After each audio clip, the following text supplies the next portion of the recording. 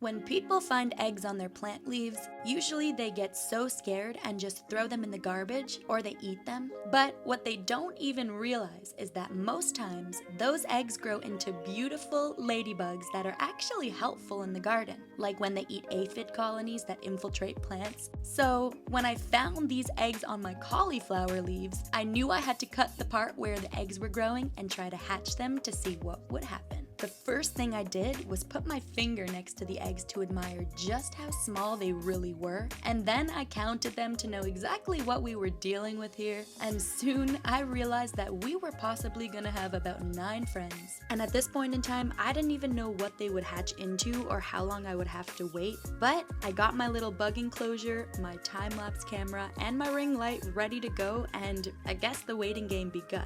I went back out to my cauliflower plant and checked every single leaf back and front just to make sure that there were no other eggs hiding that I could hatch. And I actually did find a chrysalis ready to hatch, which meant there was a butterfly in that thing. But that's a story for another day because a lot happened with these eggs. And it happened rather quickly too, because that time lapse was only running for about 2 days. And on day 2, when I woke up, the eggs, they were gone.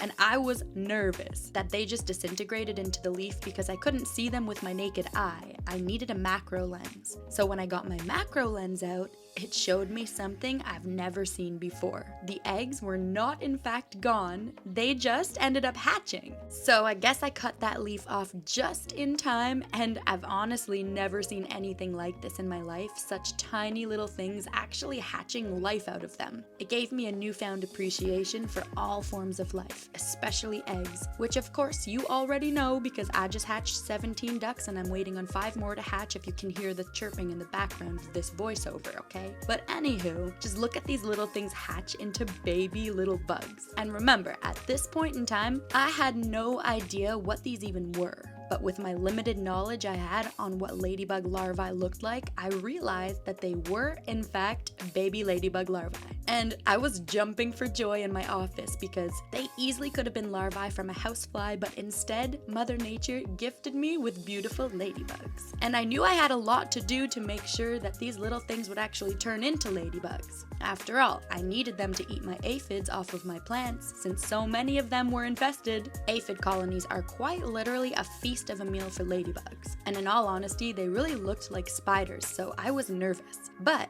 as they grew older, I realized they started to become more elongated, somewhat spider-like in appearance, but with black and orange stripes. And as soon as their little stripes became brighter in color, I knew they were ladybug larvae.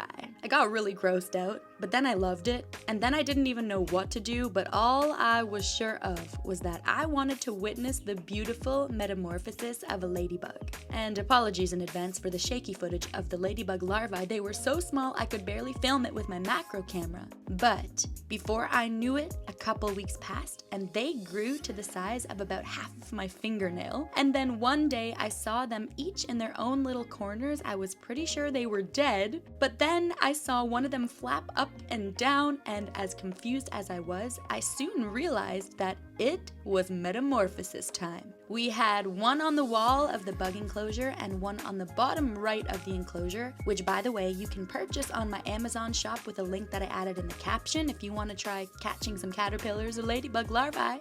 But the little larvae kept changing every day, mostly just flapping up and down in an upwards and downwards motion that I was really confused by, and then they kept pumping their bodies. Oh, and there was that little green bug, so I was confused on what that was. It must have been a friend. But anywho, then the little ladybug larvae started to shake, and soon it morphed into the next version of itself. And I noticed that it was not yet a ladybug. It was now in its pupa stage. I wasn't even sure how the ladybug stuck to the wall of the enclosure, but I soon learned that the little larvae produces a silk-like substance from its glands that it sticks to, kind of like a butterfly and a hornworm. And then it undergoes the transformation inside of a protective pupal case. And this is the stage that the body of the ladybug undergoes significant changes and develops into its adult form. Again, the little ladybug was jumping up and down, this time with even more force and stronghold, and more often than the previous stage too. And also, it was getting darker in color, almost like the red color of a ladybug. It was a stunning image to watch in real time, and soon, what I was waiting for, the ladybug finally emerged from its chrysalis and morphed into its adult stage. But the ladybug does not emerge with the black dots that we all know a ladybug to have. It first emerges with only one color, and before it turns red, it usually emerges as orange or even yellow. I waited for the ladybug to turn a more vibrant red color and for the black dots to start to form. I time-lapsed it, of course, so you could see how the black dots started to appear, and it was honestly like magic.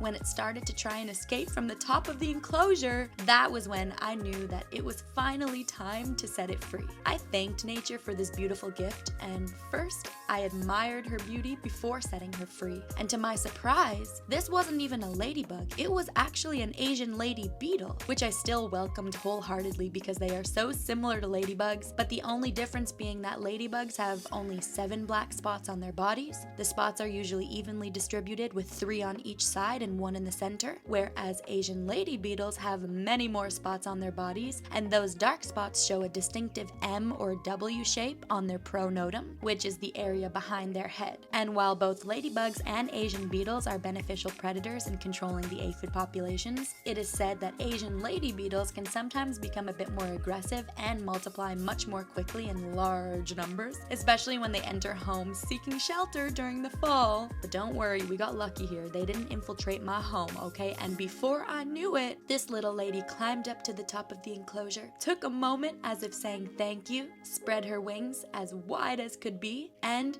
she flew away into nature.